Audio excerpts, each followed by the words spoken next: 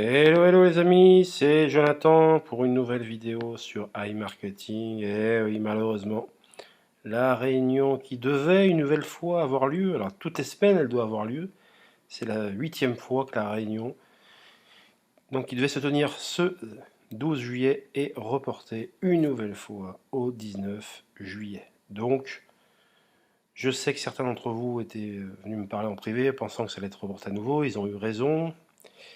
Mais bon, en ce moment, on a plus de chances d'être dans le vrai lorsqu'on dit que la réunion va être reportée que l'inverse. Donc ça fait 8 fois de suite. Moi, je tenais à vous dire que moi, je suis très déçu. Que au niveau de la communication, non seulement c'est désastreux, mais c'est complètement irrespectueux. Parce que tout simplement, ils ne communiquent pas sur leur canal officiel. En tant que leader, nous sommes complètement illégitimes, puisqu'on ne reçoit pas d'informations privilégiées ou d'informations pouvant à vous expliquer à vous le pourquoi du comment. On ne sait rien. Donc cette attitude est complètement déplorable, je tiens à le dire. Alors, qu'ils aient des problèmes, qu'ils ne veulent pas tout dévoiler, dans toutes les entreprises c'est comme ça, il n'y a pas de souci, mais on doit quand même communiquer un minimum, et ce minimum syndical n'est pas respecté. Donc moi je vais demander à tous ce soir eh bien, de ne plus réinjecter votre cashback dans...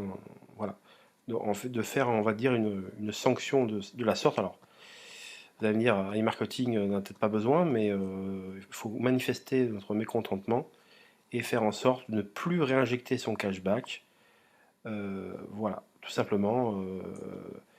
Et on doit attendre des preuves d'iMarketing et ces preuves ne viennent pas actuellement. Une communication, une preuve comme quoi les choses vont dans le bon sens.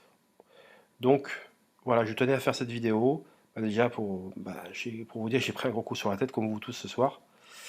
Et parce que les deux précédentes réunions qui devaient se tenir ont été reportées, mais à chaque fois Eugène avait été cité dedans ou c'est lui-même qui reportait le débriefing, alors que là, retour quelques semaines auparavant où c'était le support, là comme vous le voyez sur les images, qui reporte directement la réunion sans dire le pourquoi du comment. Donc voilà, autant il y avait des motifs d'espoir les deux fois précédentes, puisque Eugène était là, autant là, voilà. En plus, ils savent que ça fait la 8e fois, ils savent on ne sait plus comment.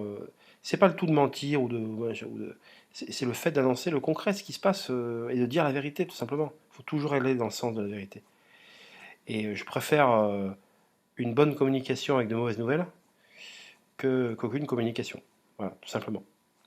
Et donc voilà, écoutez, je pense qu'il faut commencer à se détacher petit à petit d'iMarketing, mettre sa confiance dans un coin de sa tête en espérant un jour les retraits. Moi, à titre personnel, j'y crois encore. Bien sûr que ces reports consécutifs m'ont enlevé pas mal de confiance, mais comme, bon, on va dire qu'ils se contentent de revenir à chaque fois reporter, je pense que ça sera définitivement, ça sentira le roussi le jour où, comme la semaine dernière d'ailleurs, où quand Eugène est venu avec près d'une heure et demie de retard, le jour où il n'y aura plus d'annonce de la part du canal des leaders et plus rien, rien qui bouge, là on pourra vraiment s'inquiéter. Je sais que bon nombre d'entre vous avaient tiré la sonnette d'alarme depuis belle lurette et les faits sont en train de leur donner raison, donc il faut quand même le dire. Maintenant on a des preuves de rien du tout, dans le bon comme dans le mauvais. Donc il faut garder cette confiance, la mettre dans un coin de la tête, mais attendre des preuves d'iMarketing comme quoi ils sont de bonne foi, qu'ils travaillent vraiment pour un retour des retraits. Et ça, malheureusement, sans communication, on ne peut en apprendre davantage. Alors, ce qui est rassurant, c'est que le signe fonctionne toujours. Bien sûr, on peut toujours mettre son cashback.